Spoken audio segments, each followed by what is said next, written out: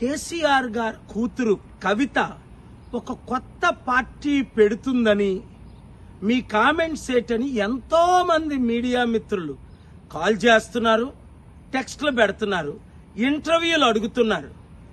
నేనైతే కుటుంబ రాజకీయ విషయాలు మాట్లాడడానికి ఇష్టపడను. కానీ ప్రజాశాంతి పార్టీ అధ్యక్షుడిగా మీడియా మిత్రులకు గౌరవం ఇచ్చి నేను మాట్లాడాలి గనక మాట్లాడుతున్నాను. దీనికి ఎగ్జాంపుల్ షర్మిలాయే.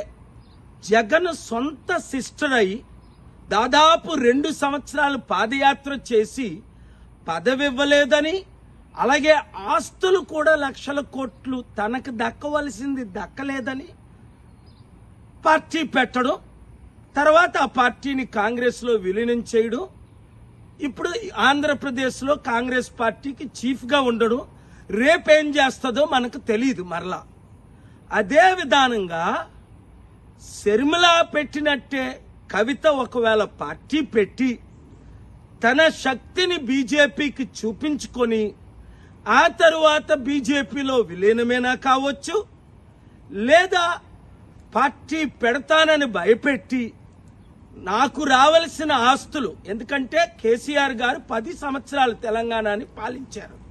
2.5 లక్షల కోట్లు సంవత్సరానికైతే 25 లక్షల కోట్లు, ఓ 20% మిగిలిందో ఎంత మిగిలిందో ఎవరికీ తెలియదు.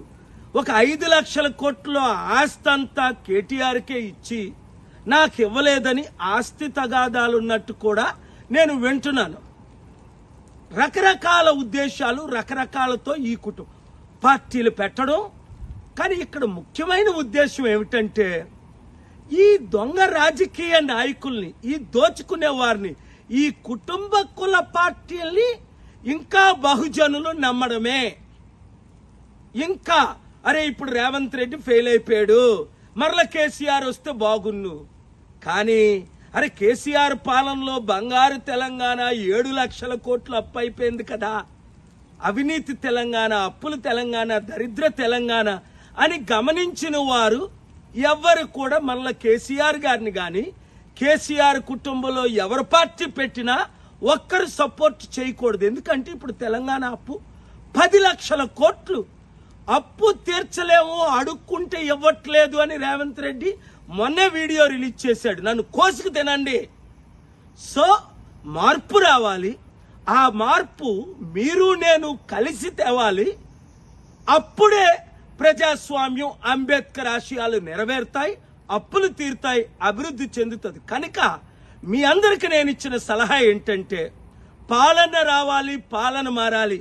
కొంతమంది మీడియా ఈ వీడియో వేయరు, ఎందుకంటే మనం వాళ్ళకి బిలాంగ్ కాదని.